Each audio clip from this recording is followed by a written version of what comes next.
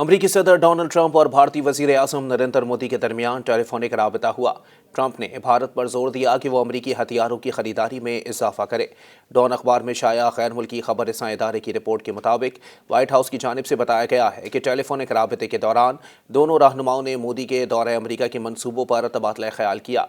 Trump ने मोदी पर मुनसिफाना दो तरफा तिजारती ताल्लुकात बढ़ाने की अहमियत पर जोर देते हुए कहा कि नई दिल्ली अमरीकी साख्ता दिफाई साजो सामान की खरीदारी में इजाफा करे। मोदी ने अपने पैगाम में कहा कि हम बाहमी फ़ायदेमंद और काबिल एतमाद शराकतदारी के लिए पुरअज़्म हैं। मोदी ने ट्रंप को अपना प्यारा दोस्त करार दिया और उन्हें उनकी दूसरी मुद्दत सदारत पर मुबारकबाद भी दी।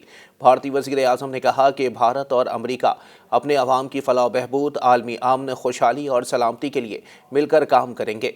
अमरीका भारत का सबसे बड़ा तिजारती शराकतदार है। दोनों मुल्कों के दरमियान तिजारत माली साल 2023-24 में 118 अरब डॉलर से तजावुज़ कर गई थी।